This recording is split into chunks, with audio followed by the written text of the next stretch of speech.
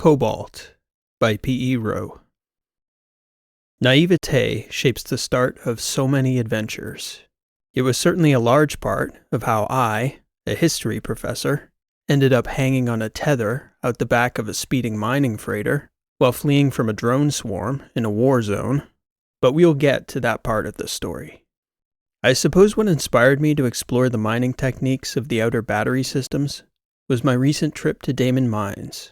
I'd been invited there by an archaeological team for my expertise on that historical era in the battery, and mostly, the age of expansion in question has been studied through the macro movements, the large expeditions and planetary colonizations out into the Western Battery on a grand scale.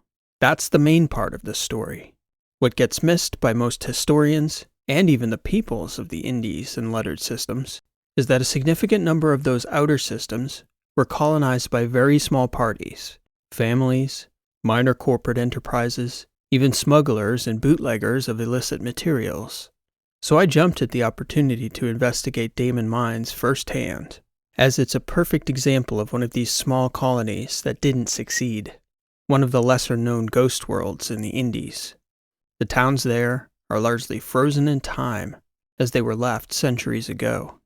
This in itself was fascinating to me, and I may write about it yet in great depth. Certainly more than an article is warranted about these ghost worlds. Now, though, I'm writing about a subject that may seem utterly boring to most people in the inner battery, but it's a subject that enables all spacefaring civilization, and this story almost never gets told on Athos. The shame of this glaring omission in our historical narratives is that not only was it critical in the past, and still is in the present, but a huge percentage of us have ancestors who were miners at some point, and some of us descend from long lineages rich, pun intended, with miners. So after visiting the ghost world of Daemon Mines, I decided to take advantage of the fact I was already out in the Indies to hitch a ride to Alpha Olivier. My research informed me that one of the largest refineries in the Western Battery was in operation orbiting Capa, a mid-sized gas giant in the system, otherwise designated as Olivier 6. Unlike many refineries, instead of being constructed and run by a single corporate entity, the early colonizers of the Olivier system, being mostly independent miners themselves, pooled their resources to build a refinery that operated more like a co-op, where independent mining outfits could bring in raw, unmixed, unrefined ores. Out the other side, after processing, they get refined metals and minerals for a stable, well-regulated fee that keeps the Capa refinery in operation. And it's the steady supply of these metals and minerals, in turn, that keep the economies of the inner battery running. The history of Capa would be a fascinating story in its own right. On this trip, though, my goal was to get aboard an asteroid mining carrier to see how they operated. I wanted to understand the flip side of the planetary mining outposts I'd been studying in detail on Daemon Mines. I showed up entirely unannounced, with no contacts, and zero sense of what sort of reception an Athosian history professor would get from the space hands out there. I figured that with the many thousands of ships that came in and out of Capa each year, there had to be an operator who wouldn't mind sharing their understanding of the present state of things out on the front lines of the space mining industry. As I said at the outset, naivete shapes the start of so many adventures. This one began in my mind with my time on Daemon Mines, the romantic notions I had of imaginary conversations I would have had with those long-dead miners, the things they could have told me about their lives, if only I'd had the opportunity to ask the questions. When romanticism met reality out on Capa, what I got was a long string of humiliating insults, hearty laughter, rejection, and more rejection, culminating in what I eventually learned was a bit of a hazing, or perhaps a practical joke, that finally landed me on a carrier. I was in a cafeteria in the station, trying to secure a berth. It was probably something like the 200th conversation of the kind. Familiar enough, I understood how it was going to go. A group of miners were seated together, staring at me, of course, as I looked so obviously out of place there. So I approached them, explaining who I was and what I was doing. This group laughed at me before I even asked the question.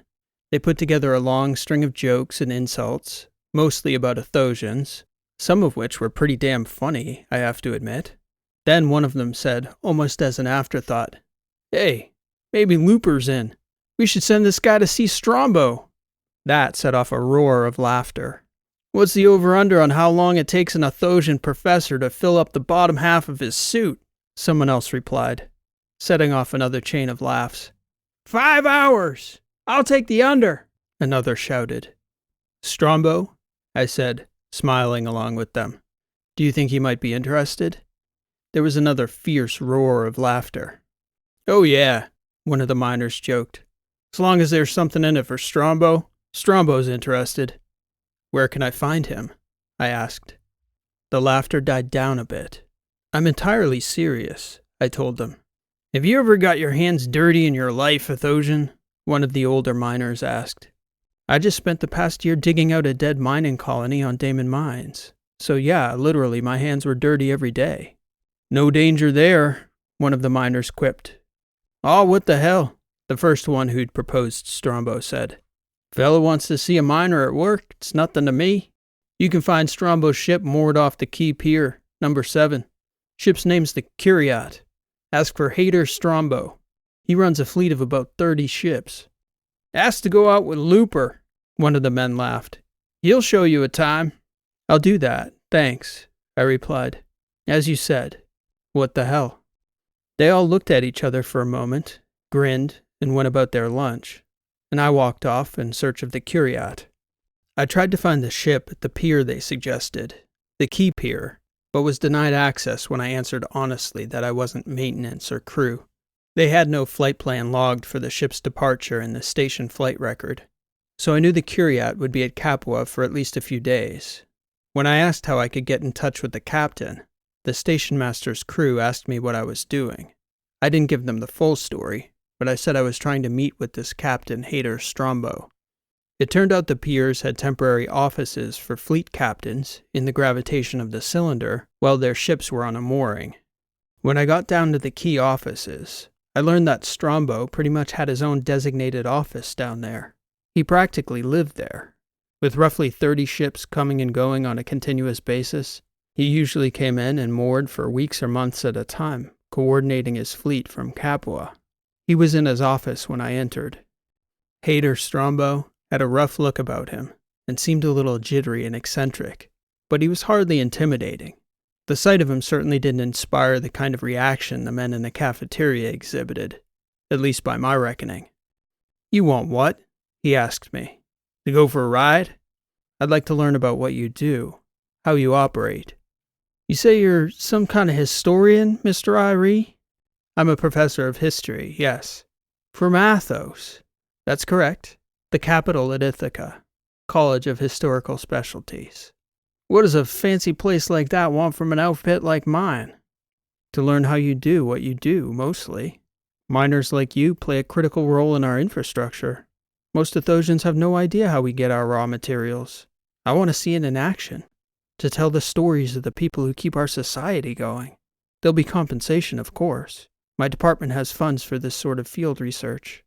He scoffed and shrugged his shoulders, getting up from the table where he seemed to be tracking his units on a float screen on one half, while watching some sort of docudrama on the other. The program paused as he got up. "I only got 2 units in right now. If they'll take you, it's okay with me, just as long as you give me your word on one thing," he said, almost as an afterthought. "This isn't some sort of joke. You Athosians come all the way out here to have a laugh at us miners at our expense?" "No, sir," I replied. "I just spent nearly a year digging up a mining outpost in the Damon system, learning about the early expansion era mining practices. I'm serious about this. I'd never make a mockery of you or your profession." "Yeah, right, fella," he answered. "Come with me." There were crew bunks along another wing, Spartan little hotel quarters where operators stayed while their ship's payloads were getting processed by the refinery. Strombo didn't say a word along the walk, stepping quickly down to the crew quarters. When we got there, he turned and said, "Maybe Nira will take you." He pinged the door 20 steps or so before stopping at a bunk room and rapping on the door with his knuckles. "Open up, Nira." A few seconds later, the door opened and a young woman appeared. "Hey, Dad," she said, squinting and looking me up and down. "What's up?" "Ree, meet my daughter Nira. He wants to ride with you, daughter. Some sort of historian of mining he is." She shook her head. "You want me to take him out with me?" I nodded and smiled at her. "It's either you or Looper." She looked at me again. "Hell no. This guy looks like a creep. He's not getting on my ship." "Not that I have any intention of pressuring anyone into anything," I said. "Nor are you in the position to," Strombo replied. "I understand. But a creep? Really? You hardly took one look at me."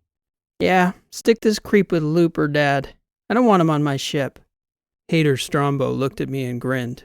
"Guess Looper gets the task, if he tolerates the sight of you." "Better hurry," Nira Strombo stated. 18 was in the processing bay when I turned in. I bet he's already filed into the outbound queue. We caught up to this Looper as he was preparing to board the mining carrier. Strombo pinged him, asking him to come back to the inner pier. The refinery had already given the 10-minute call to get that empty carrier back off the line.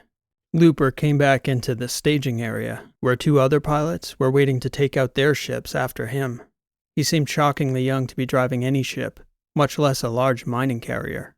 He was dark-haired, tough-looking, with a cocky grin made a bit more impactful by the outline of about a week's worth of stubble. "What's up, boss?" he asked Strombo. "I'm just pulling out." "You willing to take on an observer?" "Observer? Who, this guy?" "Not a trainee," he declared, shaking his head. "What's his problem?" "He's some kind of history professor from Athos. Wants to see how mining gets done." "Historian," Looper said, his grin getting wider as he shook his head. "Are you for real, Professor?" "I am," I said, sticking out a hand. "Karsten Iree. Pleasure to meet you, sir." He didn't shake my hand, merely looking over at Strombo in disbelief. Strombo shrugged and looked back at me. "You willing to get your hands dirty, Professor?" Looper asked. "Karsten, please. And yes, always."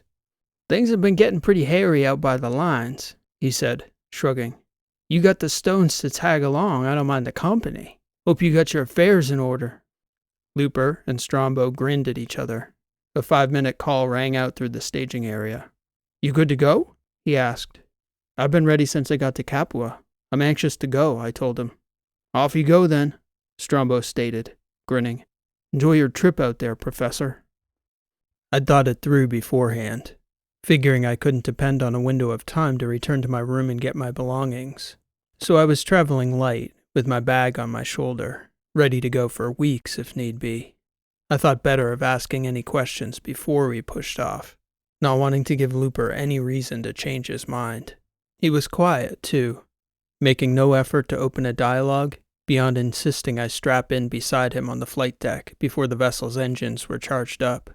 The ship was being piloted remotely by the station, so all Looper did, in terms of driving the vessel, was approve a handshake between the station itself and the ship's assistant, a George Strombo had installed in all his ships.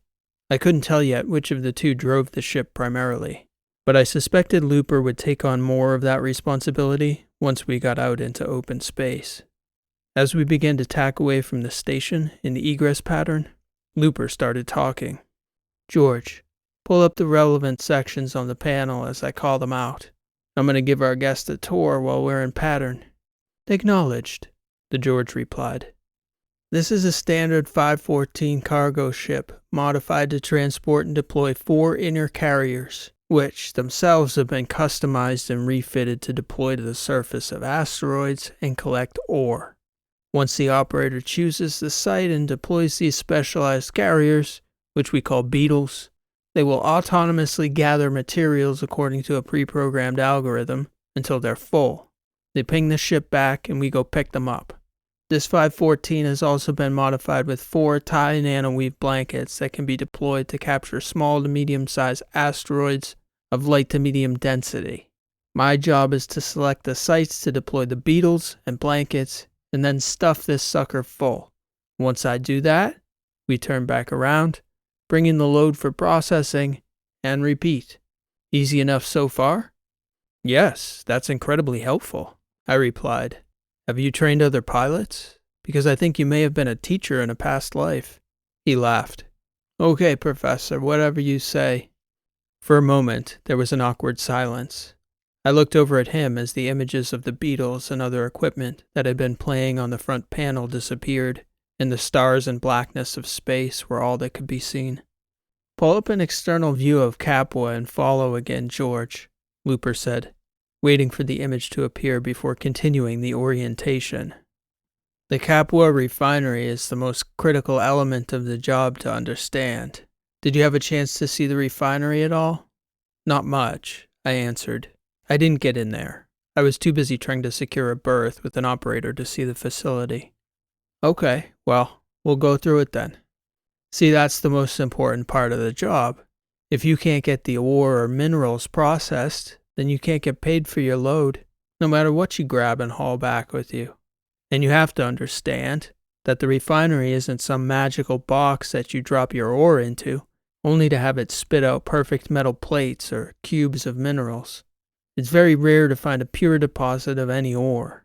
Almost everything has gotten mixed up, floating around the galaxy for billions of years.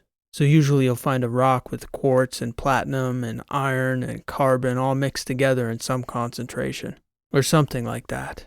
And because each of those things gets processed differently at different temperatures and all that, the refinery can only do so much. You see those tubes that run along the back of the facility there? The panel pulled up a clear picture of a network of pipes on the side of the station that faced the gas giant. Sure, I said, nodding.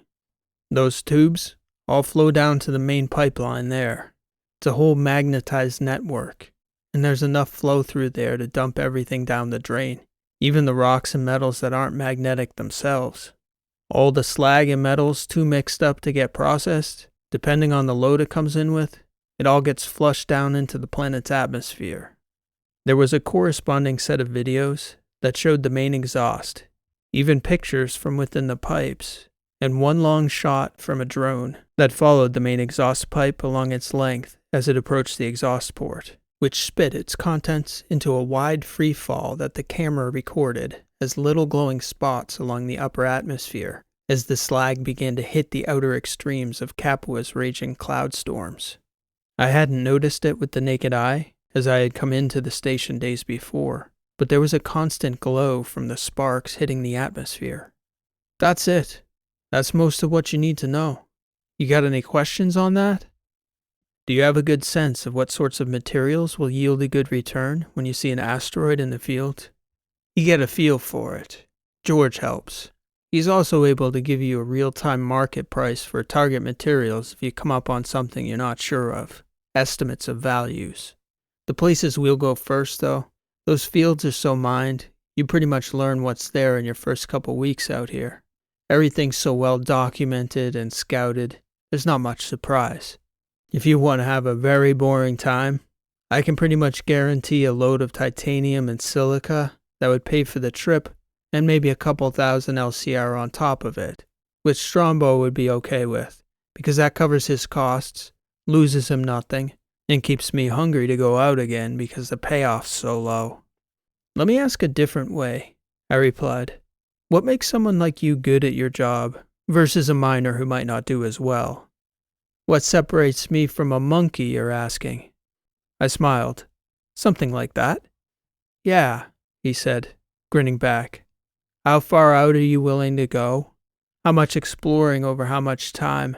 But right now, current climate, it's about how close you're willing to get to getting your ass blown to hell by the Trasp. You don't want to see the Terrans either, for that matter. They'll both blow anything to hell if they want to, especially these past few months. He turned to make eye contact with me. No risk, no reward. You know that's what you signed up for, right, Professor? I shrugged. I had a sense for it. You got a death wish, he declared, half joking. What's her name? Who? Okay, Professor. Sure. Only one thing drives someone like you farther out from the Indies into the letters, and it's got nothing to do with mining. I'm sorry, I don't know what you mean. Right. You end up on my ship out of curiosity. Nobody else would take me. Maybe they don't have what you're looking for out here. Anyway, It's nothing to me, Professor. Karsten, please. You're the professor on this trip, Looper. I'm just learning. No, that's too familiar. You want me to think we'll be friends if you talk to me right. I know better. I haven't met that many Athosians, but I know when you get off this ship, we ain't keeping in touch. I'll put it that way.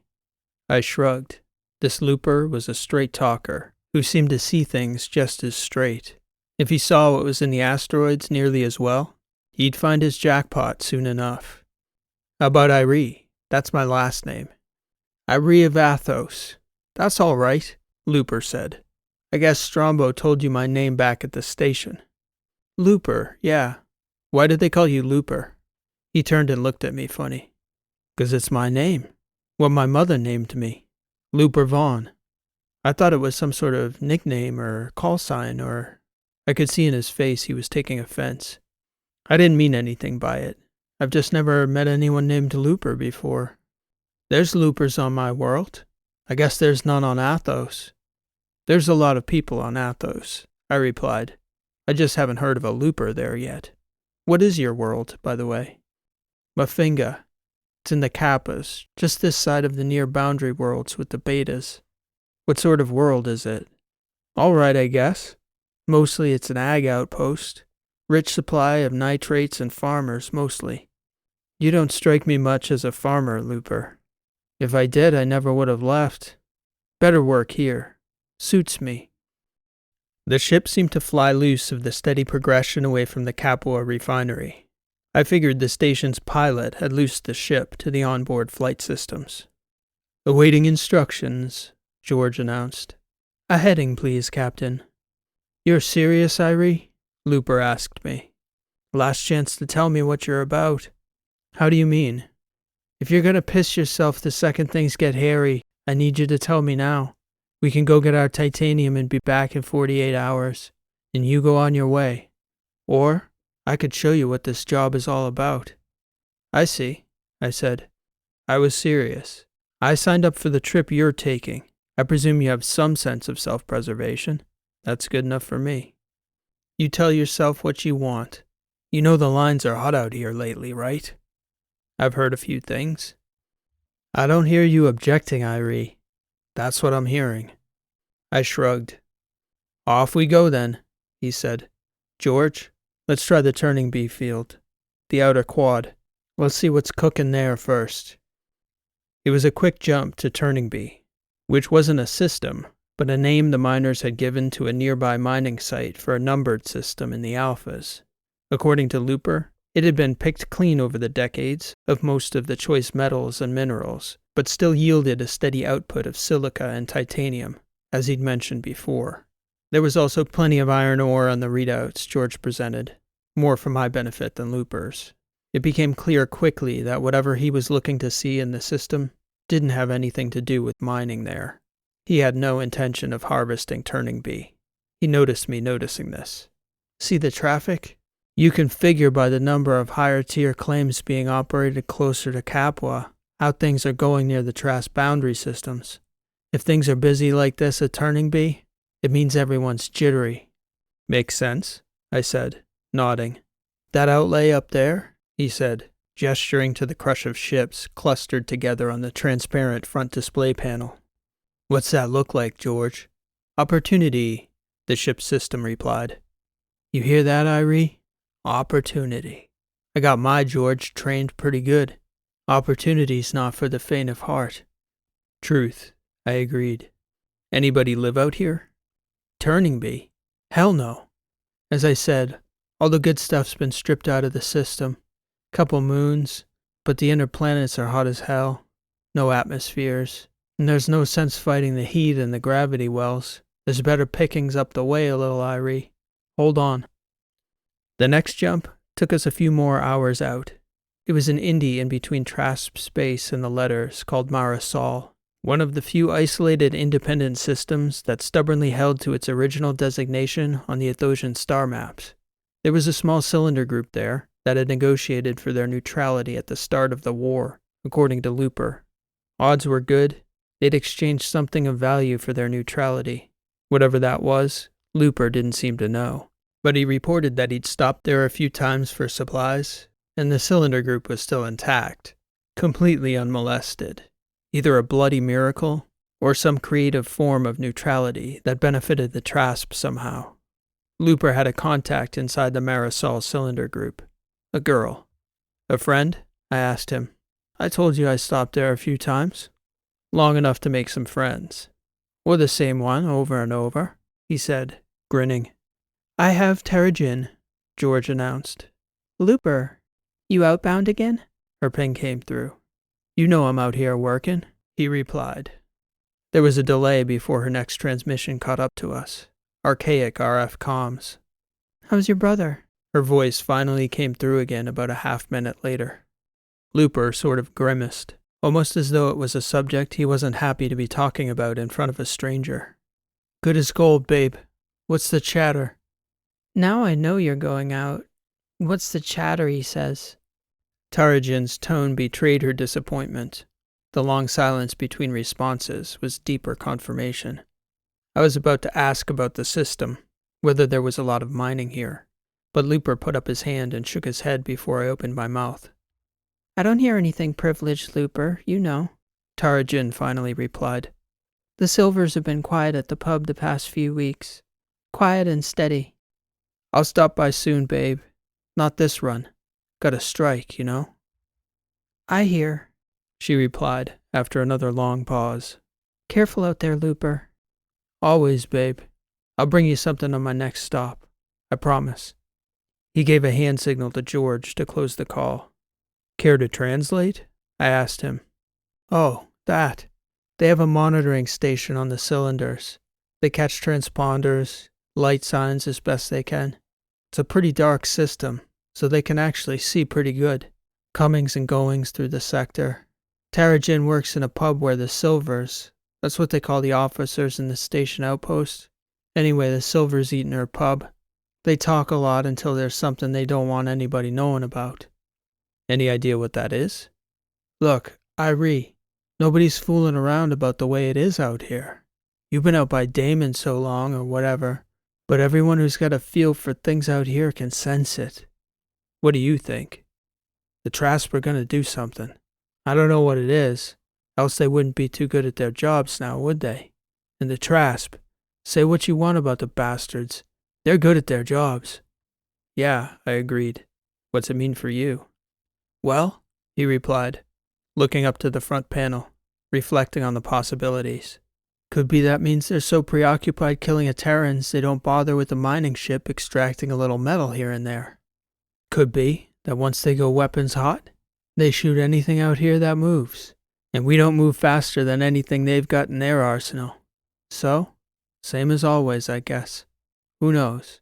We take our chances. But not here in Marisol. What? Mining? He replied. There's no good mining here. I'm going to take us right to the edge of the Trasp border. J-Fair. Is that an alpha? He blurted out a laugh. Not for like 60 years, Irie. It's a graveyard as far as anyone who used to live there is concerned. If anybody's mining out there when we jump in, you'll know the Trasp are distracted. You usually get about 12 good hours from the time the first ship starts poking around before frigates jump in. Scoop and screw. It was a quiet trip out to J-Fair. Looper unstrapped and floated in the crew compartment, dozing. He suggested I do the same. I never loved the idea of floating around the insides of a spaceship, hurtling across the galaxy. So I got out of the jump seat, stretched out a bit, and then buckled back in, loosening the straps so I could sleep comfortably. It felt like a full night's sleep by the time I woke to Looper's preparations for the approach to J-Fair. I half expected to see a phalanx of Trasp frigates on the display, waiting mid-system to jump to our sides and annihilate us. We got a different surprise instead. There were at least a dozen transponder lights on the display panel. Looper exhaled. Every hustler on Capua! On second look, there had to be nearly 20 ships in the system. Something's popping somewhere. Hang on a minute, Irie, Looper said. ST-18. Looper pingin'. What's on the clock? While we awaited a response, Looper explained that the miners kept track of who'd been there longest. Given the regularity with which the trasps showed up in the system whenever miners did, they were fairly certain there were surveillance stations hidden somewhere.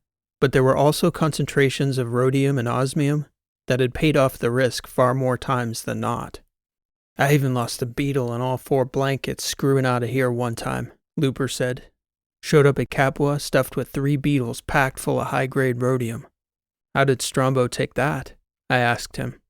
Are you kidding? He was ecstatic. He bought a new beetle for that junker, all new blankets, and still made nearly 10,000 LCR on the run. Pen 4, Onyx here, a voice pinged back. We're on 16 hours out here, Looper, and one of the Gaussians was here hours before us. If there was ever a time, if you're gonna hit it, let us know how it went on the back end. Received, Onyx. If you don't hear from me by the quarter turn, tell Strombo where he'll find his lost freighter, shot to hell. 16 hours, I said. Too long to risk putting any gear out here, Irie, even if I wanted to. Are you ready? Ready for what? I'll tell you on the way, he said to me, gesturing for George to open the transmission one last time, before declaring to the fleet, Tell them back at Capa that Looper's cashing out. He didn't wait for a response. Instead, Looper instructed George to make the next jump. He offered me something to eat after we were cruising. I told him that I was starting to get the sense that I wasn't the one with the death wish. I detected some seriously cold energy from him while Looper was signing off with those other miners at J-Fair. I figured there was only one place we could be heading now, pressed right up against Trasp territory, having passed up a rare shot at J-Fair at a time that the system wasn't being closely guarded. We had to be going to Trasp space, with Looper looking to raid an even richer mining secret that might have been passed down by word of mouth through generations of miners out in this boundary region. He shrugged when I put that proposition to him. Can I ask you a question? I said. You don't have to answer if you don't want to. Of course I don't have to answer, he replied. No pressure, I mean, I told him. Looper shrugged. What's the story with your brother? He scoffed and shook his head, muttering Tara Jin's name under his breath. She didn't betray any trust, I insisted. She had no idea I was with you. The thing is, I have a sense there's a connection. Connection? To what? To this. You and your brother. He shrugged. So what if there is, Irie? I actually don't have a death wish, Looper. I'm out here to learn about mining. But what I really care about isn't some abstract history of mining techniques. I want to know who the people were who brought the materials that built all our cities, all our cylinders and structures. Yeah? They're all dead. What's to know? They aren't unlike us, though, I figure. The reasons they did the work they did probably aren't all that different from you. Don't get yourself all twisted, Irie. I still do this for the money. The thing about all those crazies back at J-Fair and the others is they're all young like me, looking to hit big and buy their own ship. So we risk getting blasted to hell. How would Strombo react if he found out you were taking his freighter into Trasp territory? He's insured. Ships don't come back every now and again. He'd break even and get a brand new ship out of the equation. If he could find 5 more pilots as crazy as me, he'd do it in a second. Okay, I said, probing with a look. Is that a good answer? Looper asked. Yeah, that's a good answer. You don't have to tell me about your brother. And you don't tell me about the girl. I shook my head. It's not about the girl, it's what I said. So there is a girl, he replied, grinning. I knew it. He was very proud of himself. What's her name, Irie? I'll make you a deal, I told him. I'll give you a name if you tell me where we're going. Not a name. I'm no fool. You give me her name, and I'll tell you our destination. You might wish I hadn't, but I will. I thought about it for a moment. Wherever we were going, we would get there eventually.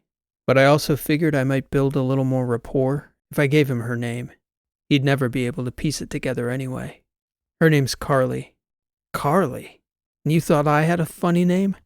She must be some kind of special to drive you out here, Irie. She'll think you're one crazy bastard if you tell her about this run, I'll bet. That's if she believes you. Yeah? I said, pausing and gesturing for him to uphold his half of the deal. We're going to Richfield, he stated, and I could tell instantly he wasn't putting me on. What? Wouldn't suicide be quicker? Quicker for sure, but there's no chance of return on that. I figure I could do day runs for Strombo for 10 years before I save enough scratch to get my own ship. I didn't come out from Mafinga to spend half my life working for someone else. One lucky pass at Richfield, and 10 years is tomorrow. One not so lucky pass, and tomorrow is not happening, Looper. You are crazy. He shrugged. I thought you said you studied this stuff. What did you think miners were about? That's it. That's the history. You're going to get to live it. All those ships back behind us, the Canaries and the coal mine. You ever heard that one? Yeah, I've heard that one. Where we're going, there's no Canaries, Irie. Jackpot or bust. What do you think Carly would say about that? I'd say she wouldn't believe me if I told her. There's maps, Looper said, shrugging. I'm not the first to try. I got a plan.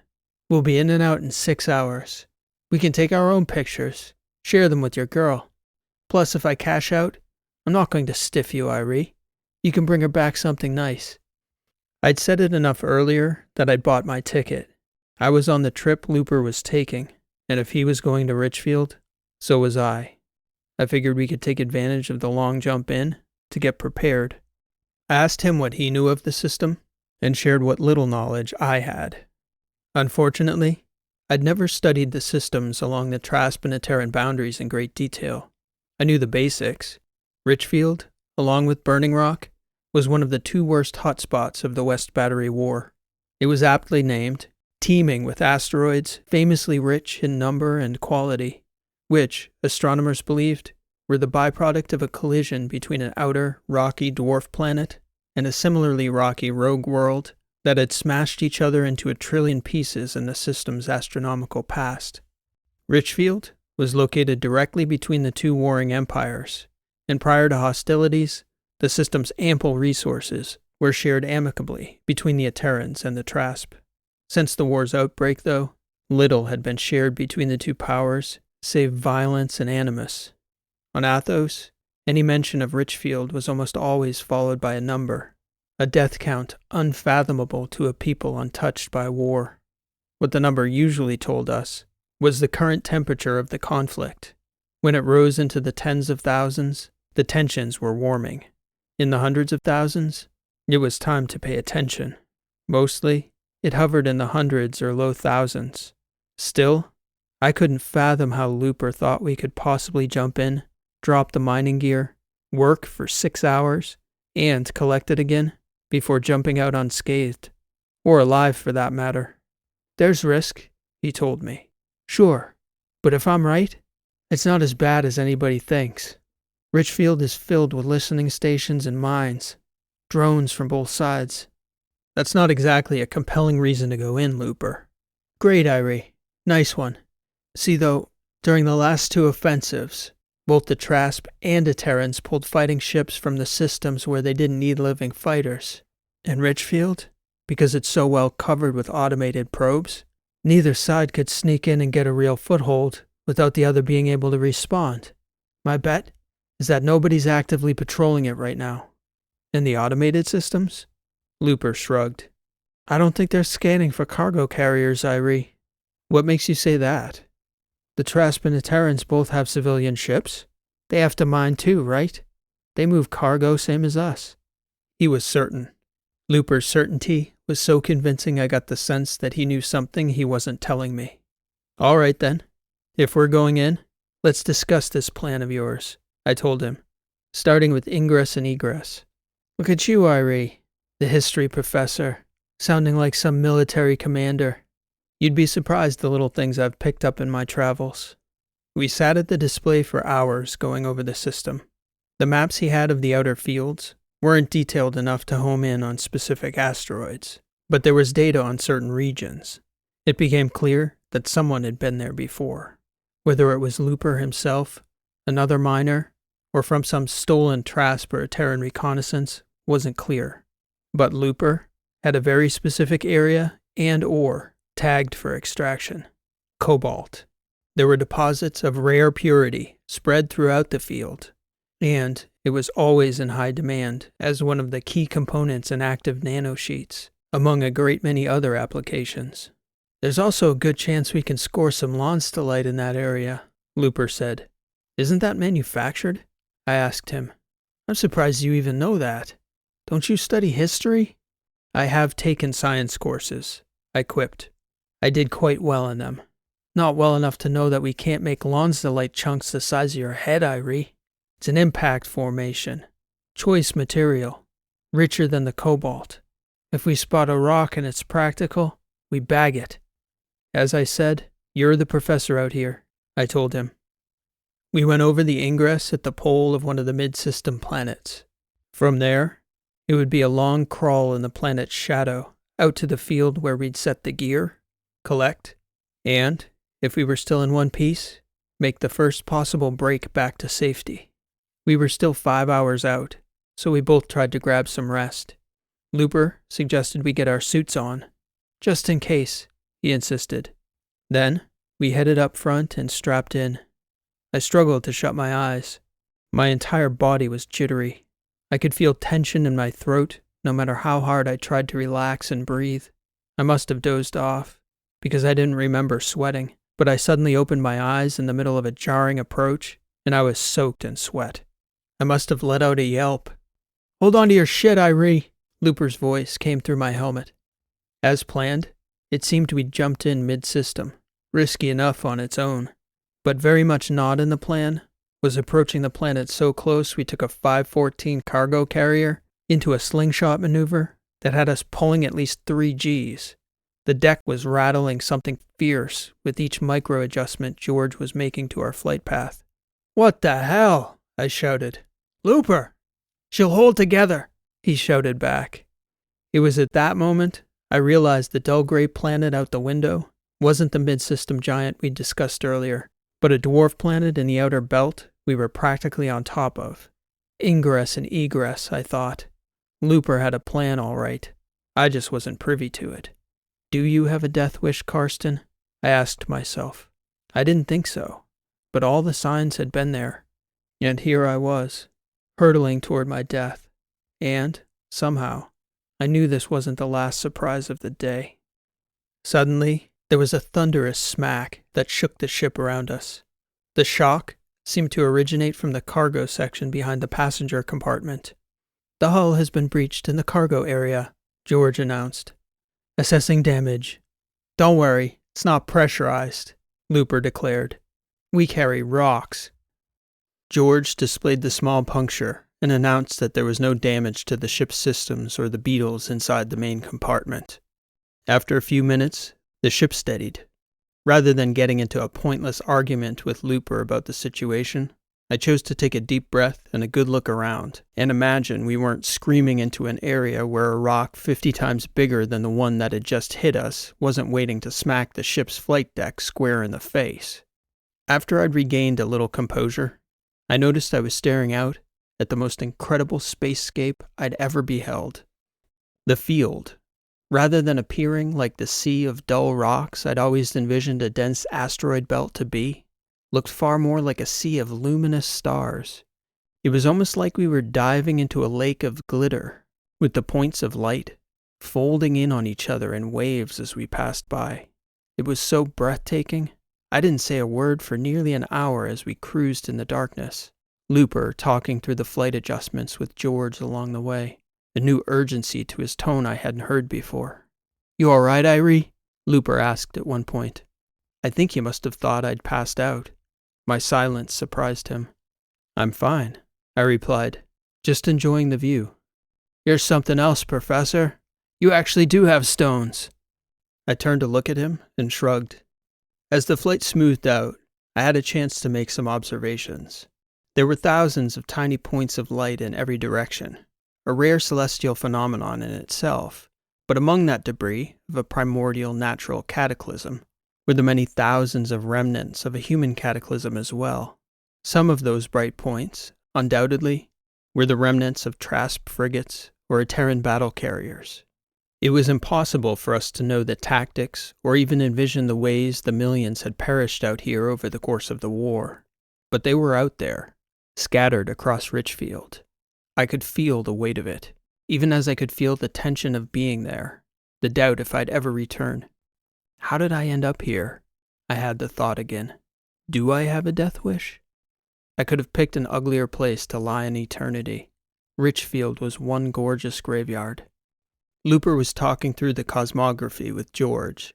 The route, again, seemed pre-planned, and the asteroids the system pulled up for prospect were talked about in terms of drift, which presumably meant they'd been mapped recently at other locations.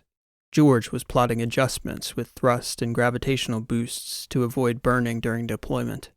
Burning the engines at pickup was going to be unavoidable, but if we were lucky enough to go undetected until then, the response time of any interceptors might be too late to get to us.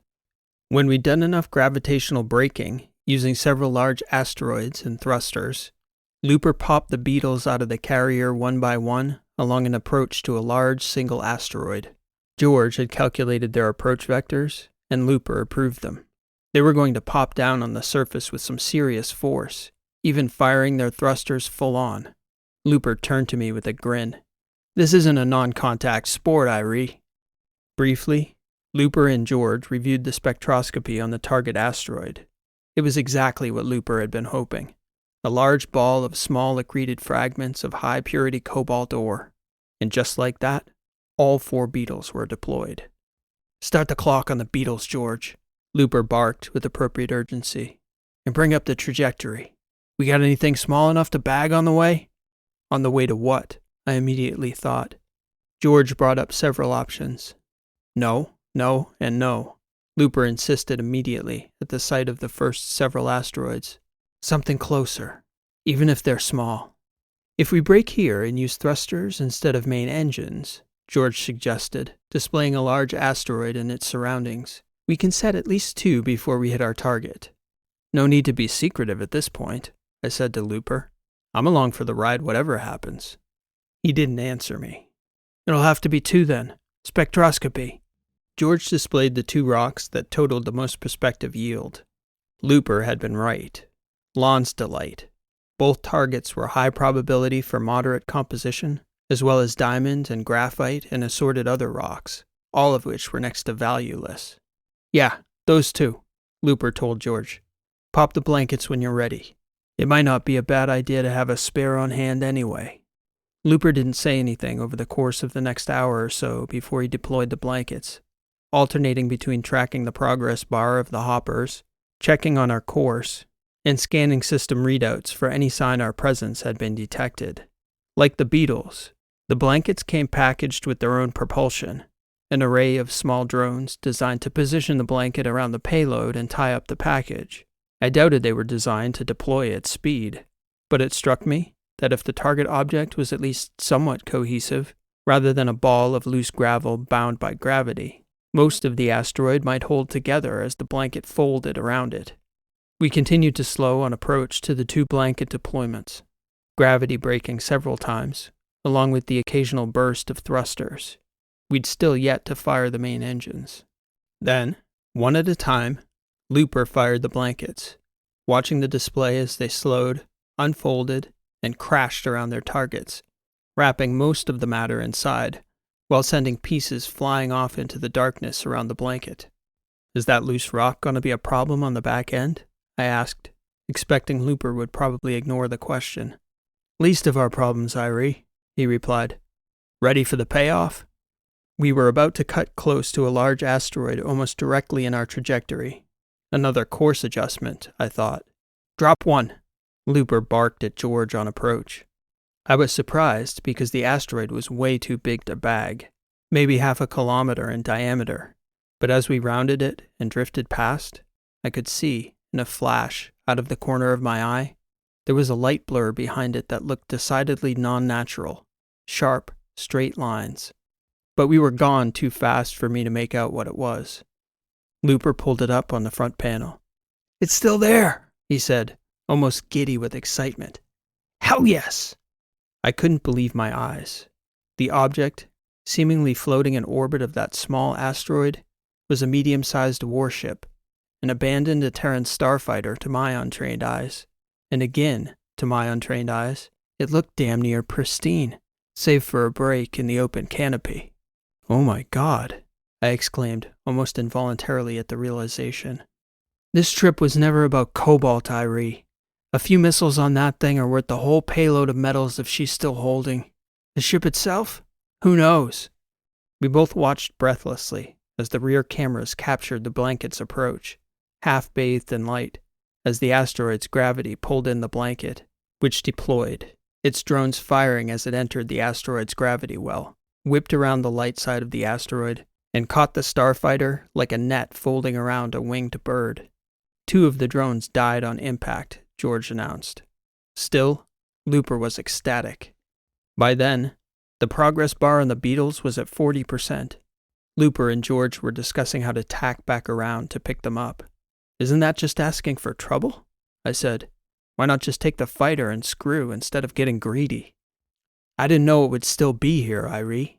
If either side's drones had spotted it, they'd have either salvaged it or shot it to bits.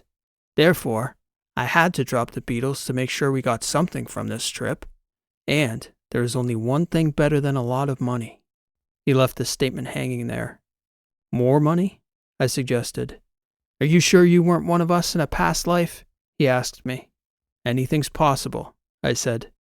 It became clear as the ship continued to decelerate that we would have to burn in order to pick up the cargo. But still, miraculously, we were cruising undetected on a circular route through the belt, arcing back toward the Beetles, which were fast gobbling up Cobalt. The positive side of such a dense asteroid field was the numerous opportunities for gravitational course adjustments along the way. The negative side, we smacked right into. 5 more hits on the way back around to the Beetles.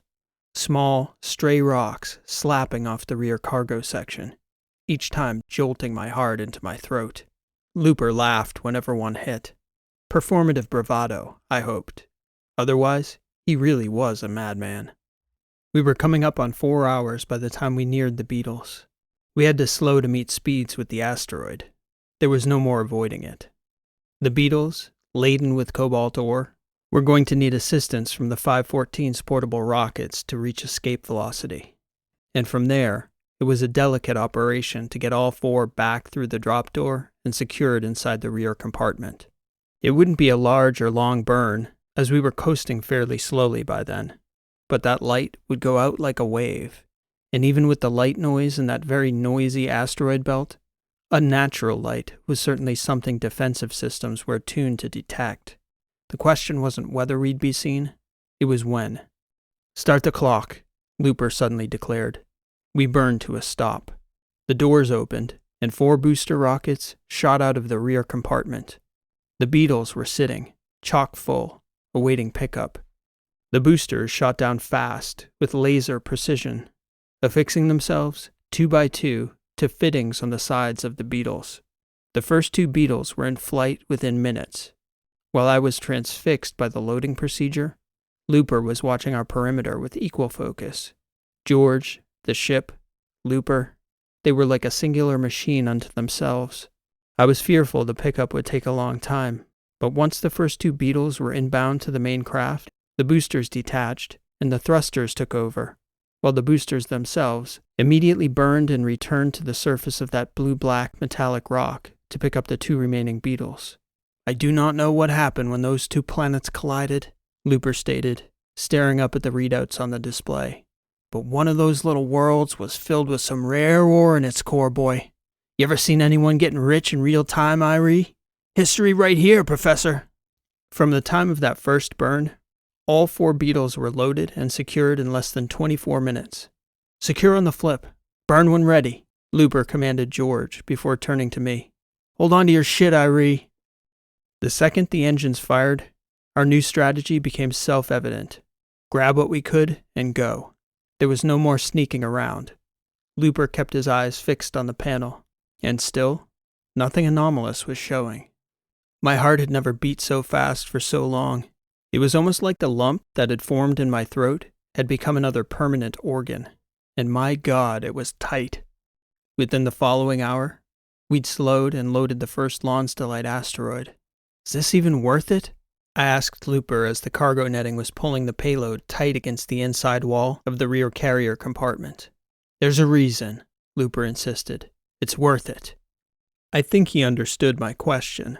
Why not just go for the starfighter and leave the damn rocks to eternity? I didn't interrupt him while he and George were securing the cargo. Then, we made ourselves visible again. Another long, hot burn. After the roar of that old engine died down, Looper answered my question. If that inner carrier's empty, it's too big a space to secure a ship of that size. That starfighter will bounce around like a bead in a rattle, pull the whole ship apart. But if I have a load secured in there, half full, we can tie the ship down on top of it. Funny you should ask about that, Irie. I was about to ask him what he'd meant by that, and then it dawned on me. No way in hell, I shouted. Looper, you don't mean... It's got to be tied down in the carrier. That fighter's not exactly a standard load. We've got winches, cables, and netting. To hold down a damn Terran starfighter through an FTL jump? Sure, Looper replied in a tone that suggested the question itself was stupid. It's all titanium nanoweave. The blankets, the netting. As long as the load's secure, nothing will shake that thing loose. It's just a question of taking out all the slack. I need your help, man. You think I know what I'm doing? Necessity makes or breaks the man. You strike me as a guy when it comes down to the moment. This life's not going to break you. You'll do fine, Irie. I exhaled audibly. That's the spirit, Looper laughed. Let's see what all those rock luggers back at Capa will say when I show up to work next month in an Terran starfighter. Looper's 514 burned and slowed again to pick up the second bag of Lawn's Delight. Every second, both Looper and I were fixating on the perimeter of the display. Still, the screen read clear. I can't believe it, I said to myself, thinking we might somehow get away without being detected. Seconds after the burn began, George called out a contact. Oh, shit, Looper said, reading the panel, and then muttering under his breath. Gonna be close. It was close. George didn't have a clear enough fix to determine a speed or heading, but after a few minutes, finally, George confirmed what we both already understood. The contact is changing its attitude. It's seen us, I said. It's seen something, Looper replied. We're mostly in the dark. We could still look like a rock to it. We've got time. I exhaled. As we approached the starfighter, I asked Looper what the plan was, how we were going to pull it in. I don't know, Irie. Depends on what they do, he said, pointing at the display. We improvise. I did my best to breathe deeply, trying to bring my heart rate down as we approached. More contacts had appeared on the display panel alongside the first. George had to burn a bright streak through a long stretch of dark space to pull the ship to a stop behind the asteroid. Surely we were spotted then. But still, Looper didn't want to park the 514 out in the open while we were securing the starfighter. I thought to say something to dissuade him, that surely we were cutting it too close, but there was no way he was getting talked out of it. We'd either bag that ship or die trying. Can you fly a drone? He asked me. I'm no pilot, I answered. Very basic. Spacewalk? I shook my head. Okay, Irie, follow me. When the ship stopped, he unstrapped and made for the rear hatch of the cargo compartment. There were crawlways that ran alongside the cargo, and we pulled ourselves along the ribs of the hull toward the back gate. Looper strapped our spacesuits together on a tether. We're going to ride out on the drones, Looper announced. Don't worry, George is flying us. We just have to hold on until the blanket flies us out there. Once we wrap up the ship properly, George will swing around and pull us in. Easy as. Looper could hear me breathing fast. What am I supposed to do once we get the ship inside? I asked him. He gave me a quick set of instructions I didn't fully understand. Something to do with securing the ends of tethers inside the mouths of the winches on the hull. The winches would do the rest. You'll get it, he said. Then the rear doors opened. My hands were locked around the webbing on that blanket, which was more like a block than a blanket, packed as tight as a crate until it deployed.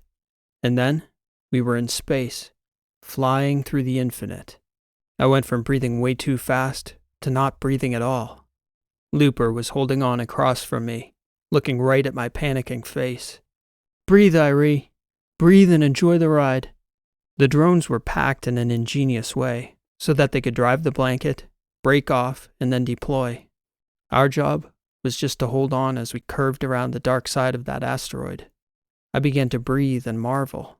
I definitely didn't have a death wish. I knew it then. How could I forfeit one single experience in this universe? At the same time, as close to death as I felt in that moment, closer than I'd ever felt before, I'd never felt so alive. We rounded the asteroid and floated up on the starfighter. It was poorly wrapped in that first blanket, which had managed to pull the lost ship back into the shadow of the asteroid. The drone slowed to a stop so Looper and I could let go. He gave the package a push and grabbed onto the tether at my waist. We floated there in the darkness together. Then, the blanket deployed, wrapping neatly around the starfighter and crossing the lines to close off the package on the other end. "We're gonna ride this sucker in," Looper said. "You're doing good." He directed me to the top of the ship, and we both hung on to the blanket's reinforcing straps while George backed the 514 to us. Again, I was breathing too fast. "So what about Carly?" Looper said, turning to me. "Tell me about your girl." I started laughing. "Now's a good time, you think?" "Why not? We got a few minutes to kill." "Or be killed." He smiled. "Or be killed," he agreed. "She's not my girl," I stated. "She dumped me. Actually, we were never even really, I don't know. She picked me up at Damon Mines while I was working on the dig.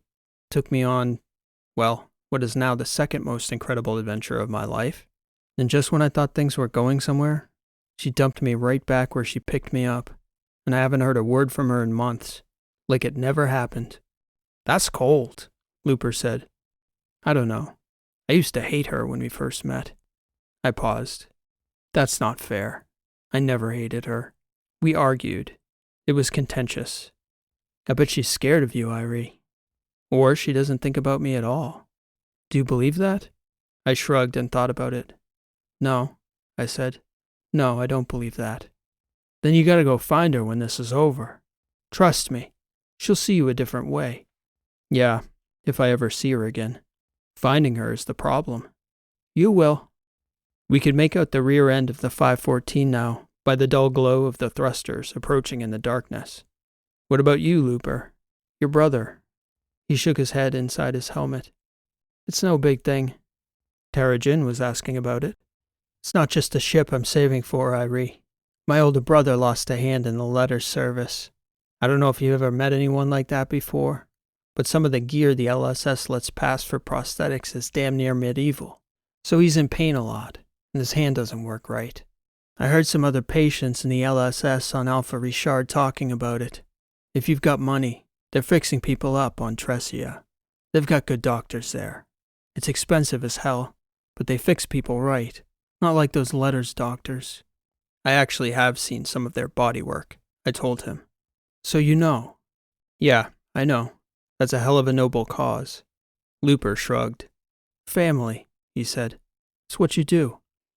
George was right on us by then, the glow of the lights in the back compartment surrounding us. Suddenly, we were back inside the 514 again, touching down gently. "You know, we could have just stayed on the ship," I said. "Irie, just because you don't know what I'm doing, doesn't mean I don't know what I'm doing. There's a reason for everything I do. I don't got time to explain it all to you." "Fair enough." "Watch me and do what I do," he said, undoing the tether between us. "Hold on to the netting until you get to the hull, and clip on the safety line as soon as you get there." Looper turned around and hooked his hand under the strap, pointing to a line that was pulling the netting across the opening to space. I noticed, in that moment, that I was breathing like it was any normal day. He'd calmed me down. I wasn't scared shitless anymore. And I watched as the netting came in toward us, mimicking Looper as he pointed to the lines that followed behind the net and mirrored what he was doing on the other side of the ship, ducking through the netting, diving to the corner opposite him, and feeding those lines through the winch's teeth. Then, as Looper talked me through it, we repeated the process with the other corner, cinching the ship down tight to the payload. At just that moment, I realized that I hadn't secured the safety line as Looper had instructed. I scrambled to pull myself along the hull, grasped the line, and clipped in. "Brace, Irie!" Looper shouted. "We're burning!" I turned and looked back toward him, just in time to see the entire cargo compartment shoot right out of view as the engines fired and I flew out the back. So there I was, dangling in open space by a line and a harness, and all I could think in the moment was, shit! Oh, damn, what a day. Good thing you got that line on, boy, Looper shouted. Just hold there. I didn't think George would fire the engines with the doors open, I said. They're right on us, Irie. We gotta move. The safety line was on a winch, and thankfully, it was tested to far greater loads than one Karsten Irie. Otherwise, Richfield would have been my graveyard that day. Our escape from the system was no less of an adventure.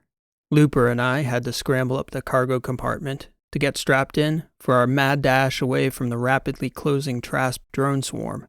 Then, we chanced a 1-minute FTL hop through the thinnest portion of the asteroid field to escape the drones, followed by another nearly blind jump out of the system, as another set of automated defenses rushed toward us.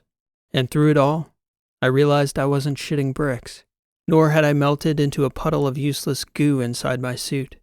I'd tied off the lines, I'd pulled myself back to the hull, and I'd kept up with Looper on our way to the flight deck, all without losing my guts or my perspective. Once we were out of the system, George dropped the ship out so we could plot a course more definite than that last-second blind jump. I mentioned something about the ride back to Capua. Looper shook his head. Delta Omega, he told me. There was a dry dock there where he could park the starfighter and have it salvaged without too much trouble. He wanted to keep the whole thing quiet until the ship got sold. After all, he never really wanted the starfighter. He wanted a mining ship of his own, and reckoned he could probably swing 3 used ones and pay for his brother's hand, depending on how much market-ready Lonstelite was in that payload. Delta Omega was a 12-day transit, and along the way, Looper Vaughn and I got to know each other fairly well. He wasn't so crazy as everyone back at Capua thought. He had a calculus, one that took him right to the edge of sanity, one that ended up paying off quite well. He was right about us, though. As we disembarked, there was a sense of finality to our time together. We wouldn't be keeping in touch. He asked for my digits. I refused at first, but he insisted, said it was a matter of pride. A pride, I decided, I had no right to refuse him. He transferred 5,000 LCR and apologized that he couldn't do more. I haven't got paid on that Cobalt yet, Irie, he said. I have money, Looper. My family does. Yeah, right, he said, nodding. You Athosians.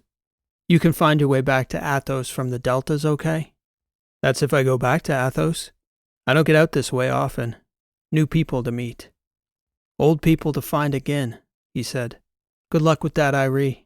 What are you going to tell all those other professors about mining? I laughed. It's not as boring as they think, that's for sure. And neither are you, Looper. I'll look for Vaughn Industries on the exchange in a few years. And I'll look for your memoirs, Karsten Irie. Irie of Athos. I'll have George read it to me while we're bagging rocks. Naivete shapes the start of so many great adventures. If that is the case, and I believe that it is, what shapes the end of them, I wonder. Perhaps it's the start of new adventures, new people to meet, and sometimes the same people all over again. Cobalt. This has been an original story, written and read by P.E. Rowe. Thank you for listening, and I hope you enjoyed this story. It's hard to believe, but that's the 100th time I've said those words to close out a story on Sci-Fi Weeklies. When I started over 2 years ago now, I had no idea we'd be here today, with so many wonderful people joining in on these space adventures. I'm so grateful to everyone who has come along. I'd like to thank everyone who has supported the channel, whether that be financially, by subscribing, by listening regularly, with your comments, or all the myriad ways people have helped to keep the channel going. I wish I could call all you out individually, but you know who you are. I appreciate you. I'd also like to send a personal thank you to Isaac Arthur, whose amazing channel inspired this journey in so many ways, and for his suggestion of this special episode's topic, life as an asteroid miner, which I believe he will have a video on shortly. So I hope you'll check out that video when it comes out, and so many of the other great videos I've linked to in my video descriptions. Next week, on September 12th, I've got another special episode on the topic of bootleg planets. This special topic was suggested to me by fellow sci-fi writer and YouTuber Nick Hine. Nick reached out to me earlier this summer, and we were able to finally find a time to coordinate a cool story topic, which he proposed, in a day when we'll both be releasing our stories on bootleg planets. Since we've been in touch, I've had some time to check out Nick's channel, and I hope you'll do the same. Each of Nick's stories that I've listened to, I've found to be written in the most fun and exploratory traditions of the genre, with cool settings and characters and interesting ideas, concepts, and technologies. Nick is a prolific writer and uploader, so there's a lot to check out, and I can't wait to listen to his take on our shared topic on September 12th. I also have at least one Misfits episode on tap for the second half of September, though I'm not willing to lock in a date just yet. In addition to those milestone stories, I've got some amazing plans for the next 100 stories, some that involve more collaborations, more full-length books, more Misfits episodes, and new characters and stories that I can't wait to share with you all. If you don't want to miss any of those upcoming releases, please make sure you're subscribed to the channel and have the notifications bell turned on. If you can't wait till then, you can always click to join the channel's 24/7 live stream linked in the video description. The stream is running whenever you feel like a story, so stop by anytime. Thanks for listening. This has been P.E. Rowe, and we'll see you next time.